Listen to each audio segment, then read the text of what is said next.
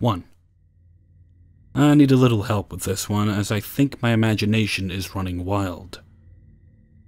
I'm 22 and female, if it matters. I recently moved into my tiny one-bedroom flat in April of this year. It's 5 minutes away from where I lived with my parents. I know the area well, and felt it was a good area to try living on my own before committing to a mortgage. The building I live in is set out oddly. It's comprised of 8 flats. I'm basically in the middle with one below, above, and on either side of me. Pros: don't have to use my heating much. Cons: noise. Lots of it. And being unable to install my new dance pole, cause, you know, neighbours. The flat to my left was vacant until the beginning of this week, which brings me to my story. At the beginning of the week, I had heard large amounts of banging coming from my living room wall, and naturally made the assumption that it's no longer empty. It was only yesterday I had the displeasure of physically meeting my new neighbour. I'm currently studying to be a nurse, and due to breaking my foot, I work long freaking hours to catch up and graduate with my class. September can't come quickly enough. I had just returned home from the hospital and got out of my car to walk down the small flight of stairs to my gate. Being a beautiful day, my new neighbour Paul was sitting outside of his front door with his brother and nephews. His eyes lit up when he saw me, and he introduced himself with enthusiasm. I returned the introduction to be polite, and he asked me about the neighbours in the block. Being that I don't know them, I told him what little I knew and made a move to go to my door. The following conversation occurred. Paul: is your flat as small as mine then? Me: yeah, well, I can hardly fit me in it, let alone anyone else. At this point, Paul's brother pulls out the waistband of his joggers and mutters something along the lines of, well, if you can't fit in there, I'm sure you can fit in here. He grinned at me with rows of rotting teeth. I held my vomit well, Reddit. At this point, I wasn't exactly sure what I'd heard. So rather than calling him out on something my deaf ears might not have picked up correctly, I chose to let it slide.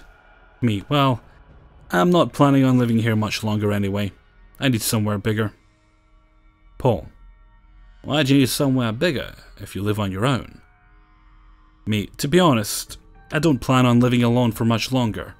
This is true, although I'm moving to a bigger place, things are taking a rather romantic turn with my friend. I expect not to be alone much.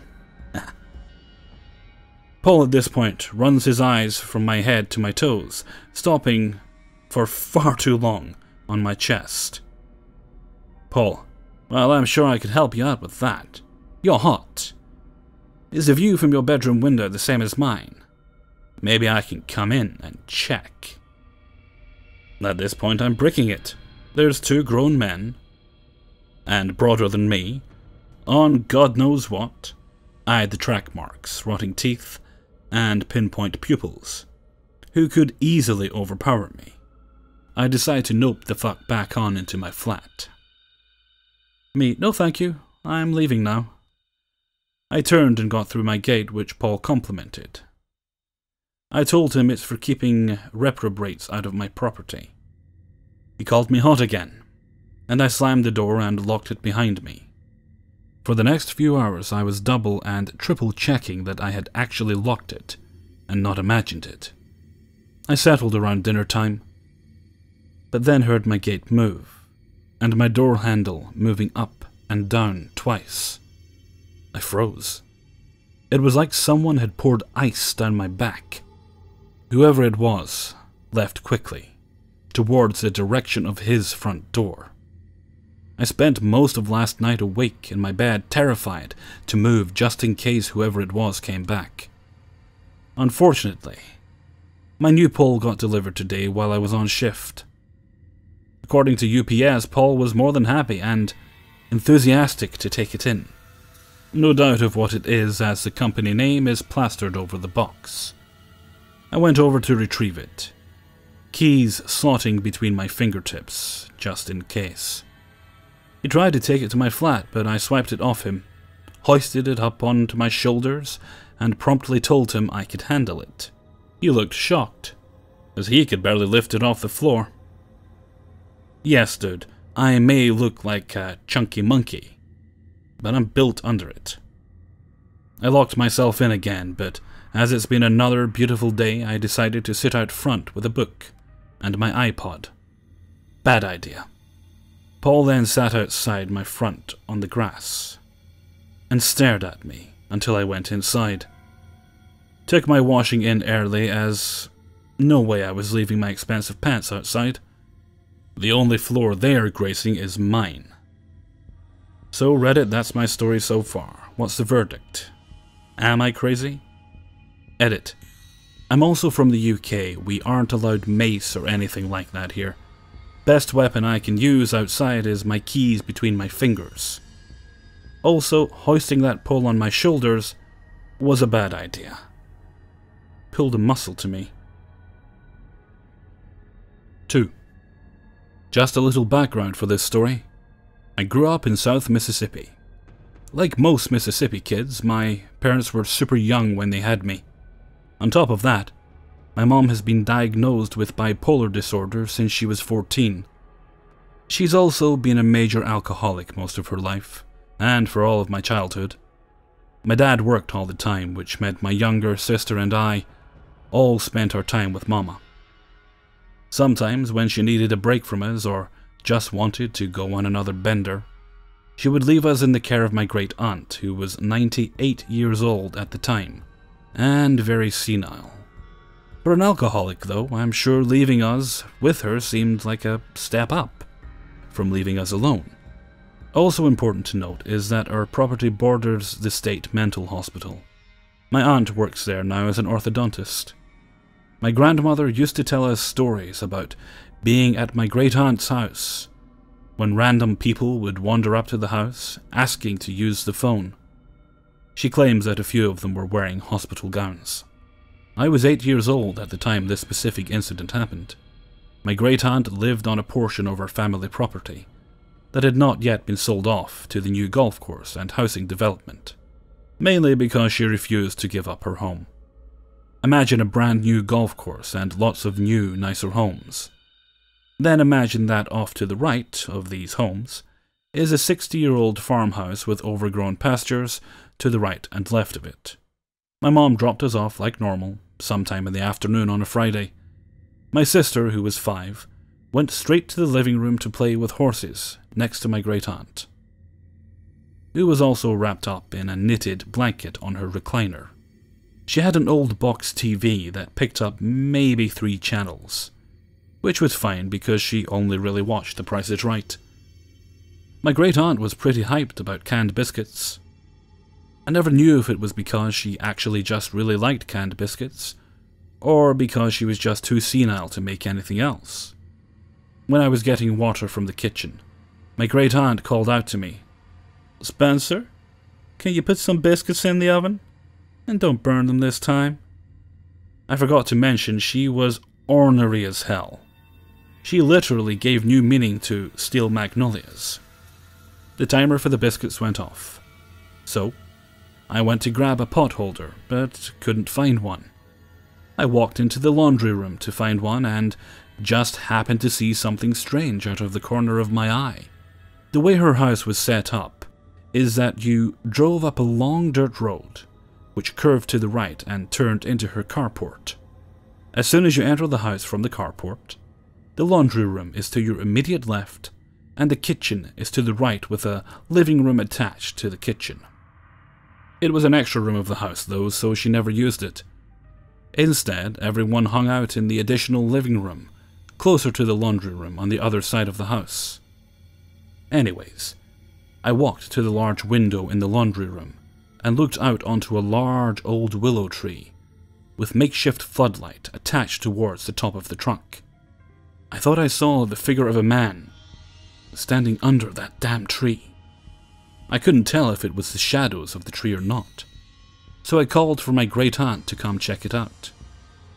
I could hear her old chair squeak as she got up, and the shuffle of her slippers as she walked towards me. When she got to me at the window, she pushed her glasses up the bridge of her nose and asked, "What are you looking at?" I pointed towards the tree and said, "I think I see someone out there." She squinted her eyes and stretched her neck out closer to the glass. She studied the tree for a moment before throwing her hands up laughing. I was so confused. She looked down at her old leather watch and whispered to herself, "Silly me, is that the time?" At this point, I thought she was going fucking nuts. She began to shuffle back out of the laundry room without saying a word to me. At this point, I was so weirded out that I had almost forgotten about the shadowy figure outside. Instead, I called out, "Time for what?" She continued shuffling towards the kitchen, making a waving motion with her hand, and said, "The bicycle man is hungry." I followed her into the kitchen, and back into the spare living room. She clicked on a lamp next to an old torn black leather couch.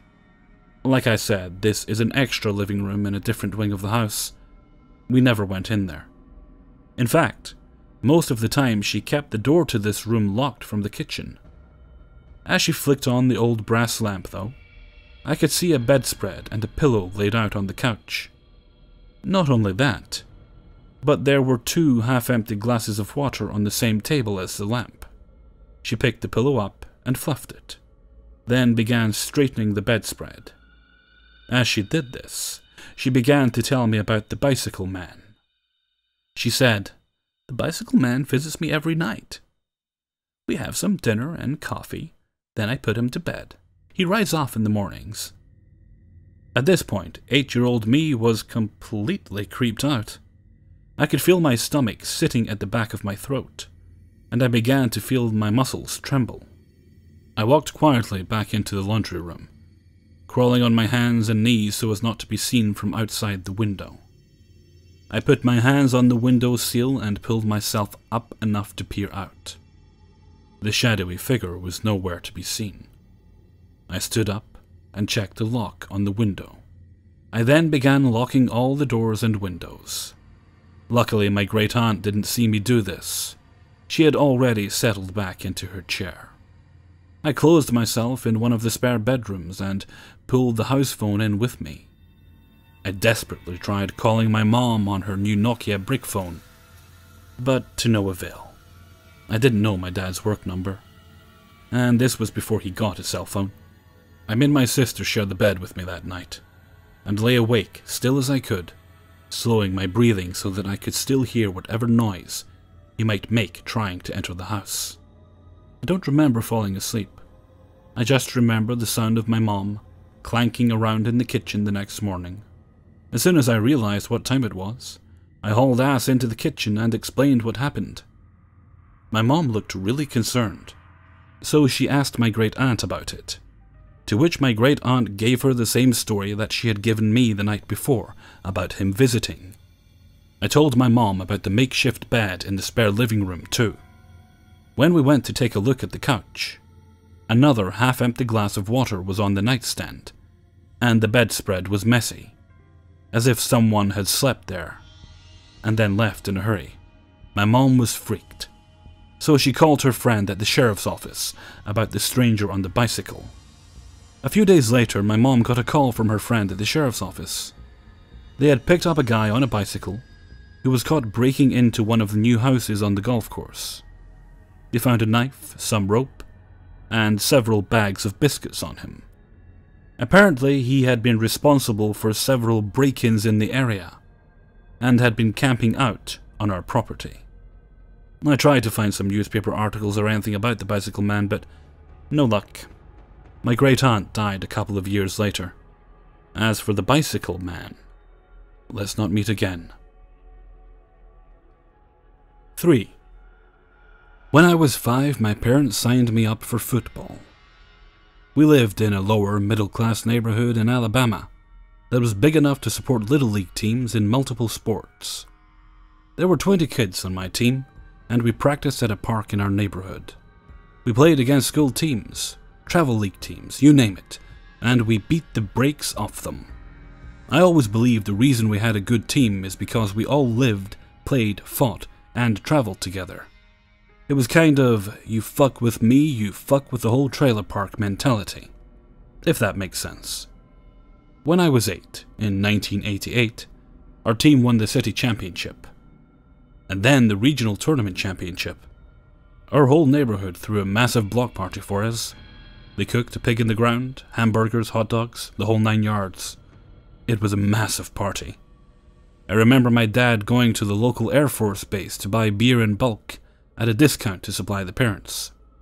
The day of the party, we were in the park where our practice field was located, doing what little boys who've played 18 football games in 20 weeks do, playing more football.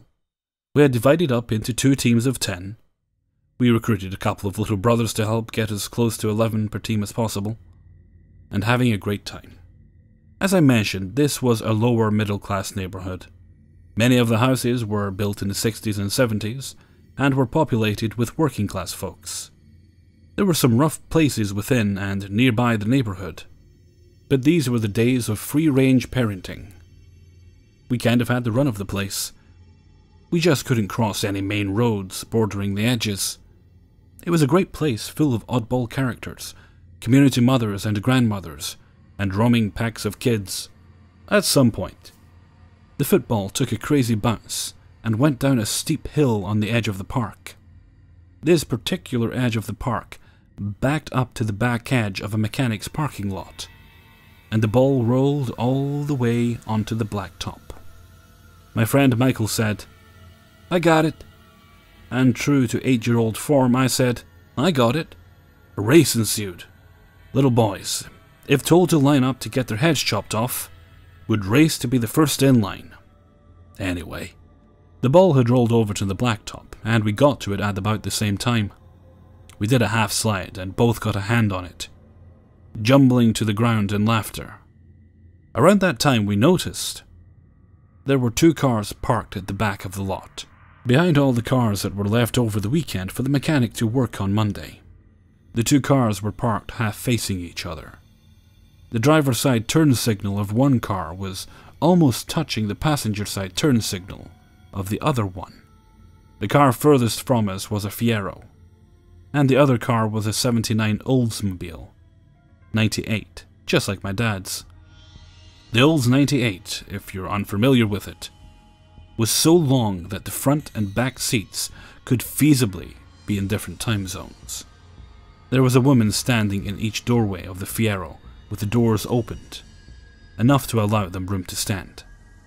There was a man with curly, shoulder-length, reddish-brown hair standing in the door of the Olds. He had on a white t-shirt, tucked into a pair of tight, rust-colored pants, over pointy-toed black boots.